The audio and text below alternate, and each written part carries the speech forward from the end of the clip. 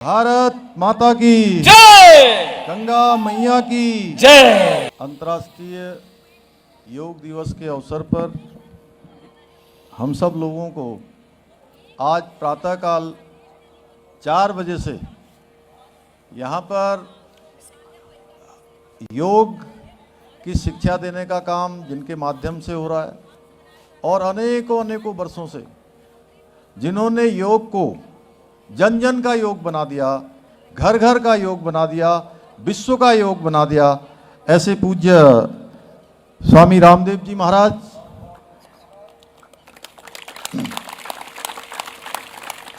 मंच पर आसीन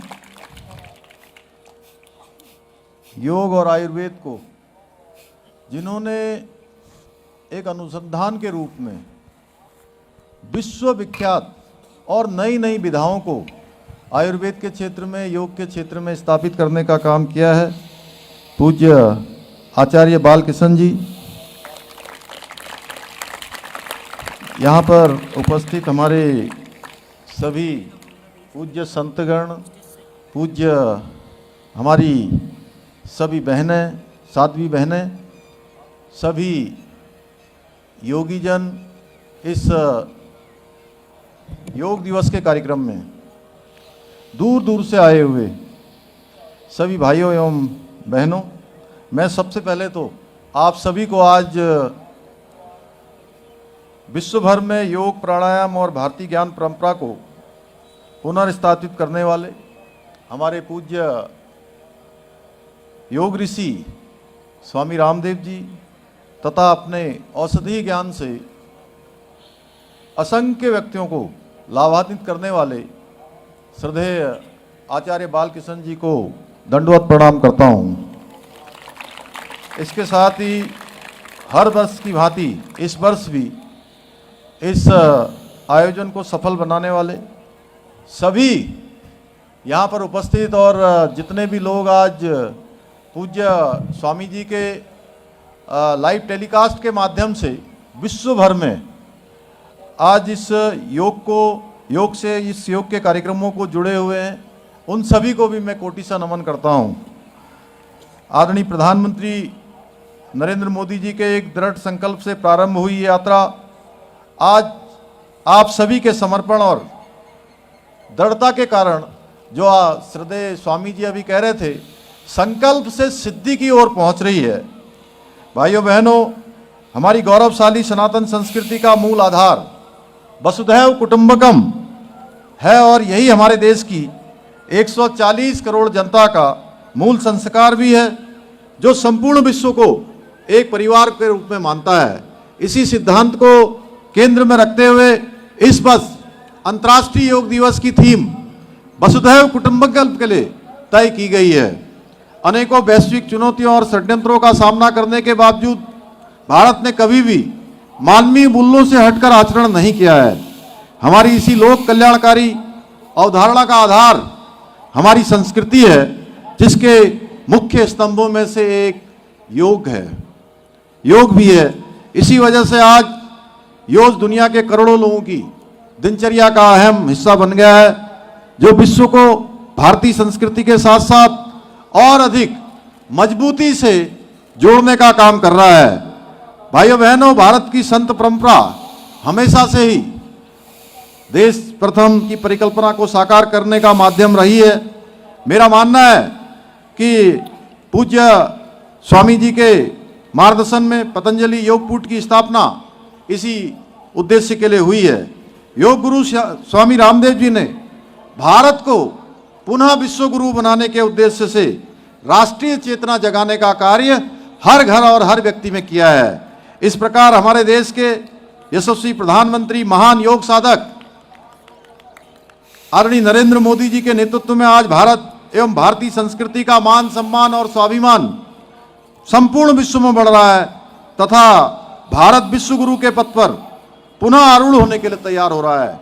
आज आयोजित हो रहे अंतर्राष्ट्रीय योग दिवस, जिसके बारे में पूज्य स्वामी जी ने बताया कि आज सायंकालीन अमेरिका में हमारे देश के यशस्वी प्रधानमंत्री जी आज योग दिवस के कार्यक्रम में सम्मिलित होंगे।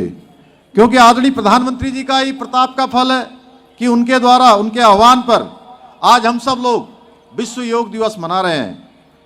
महर्षि पतंजलि ने योग की व्याख्या करते हुए लिखा था, योग शिस्तः वृत्ति निरोधा इति योगा, अर्थात चित्त की वृत्तियों का निरोध ही योग है। अभी पूज्य स्वामी जी ने जिस प्रकार से लगातार एक क्षण भी रुके बिना हम सबको जिस प्रकार से योग में पारंगत होने के लिए हम सबको शिक्षा दी, हम सबका मार्गदर्शन किया, हम सबको योग करवाया, उसके कारण से हमारे जीवन में अनेक प्रकार की जो कमियां हैं, जो न्यूनताएं हैं, उन सबको संपूर्णता की ओर ले जाने का उन्होंने मार्ग बताया है। मैं पूज्य स्वामी जी को नमन करता हूं, उनको वंदन करता हूं। भाइयों बहनों, योग भारतीय संस्कृति का अभिन्न अंग है और कोरोना महामारी के समय में, जिस समय में पूरा विश्व पूरी तरह से लाचार हो गया था, कोई दवाइयाँ भी काम नहीं कर रही थी, किसी प्रकार की अनेक प्रकार की जो आज ज्ञान विज्ञान की चीज़ें हैं वह भी काम नहीं कर रही थी। ऐसे समय में हम सब लोगों ने योग की महत्ता को और उसके महत्व से हम सब परिचित हो चुके हैं।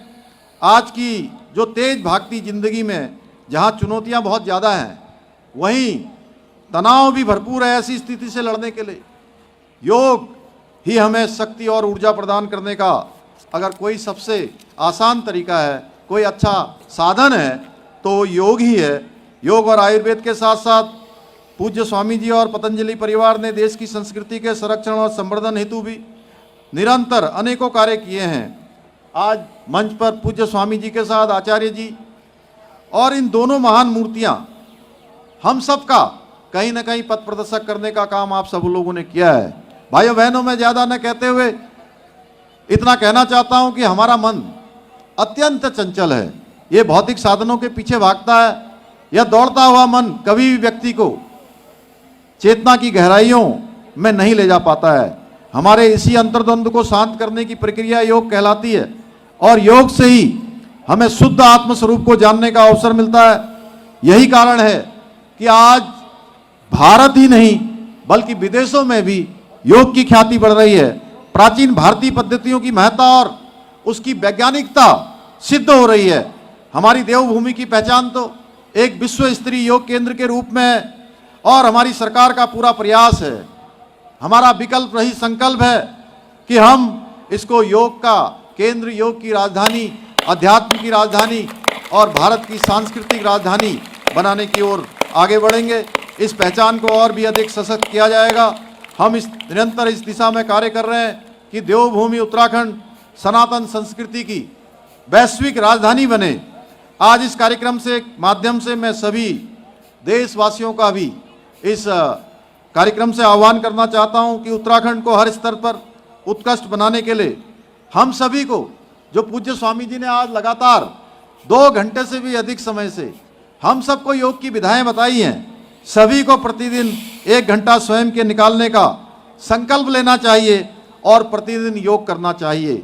मुझे पूरा विश्वास है इस प्रकार हमारे द्वारा किए गए सामूहिक प्रयास शीघ्र ही सफल होंगे और पूज्य स्वामी जी का मार्गदर्शन, जिससे औषधियाँ कम होंगी, दवाइयाँ कम होंगी, बजट भी हमारा कम हो जाएगा जो दवाइयों के रूप में जाता है, यदि हम योग को अपनी दिनचर्या के रूप में अपनाते हैं और योग को नियमित रूप से अपने जीवन का हिस्सा बनाते हैं। किसी ने शायद ठीक ही कहा है कि सूरज से पहले जगना होगा, सूरज से पहले जगना होगा, दृढ़ता से आगे बढ़ना होगा, कंटक राह मिलेगी राही पर फूलों सा खिलना होगा, चट्टानों सी बाधाएं सम्मुख पर वन पर्वत लड़ना होगा, पर वन पर्वत लड़ना होगा। बदलनी है अगर स्थितियां तुझको तो खुद को बदलना होगा, खुद को बदलना होगा।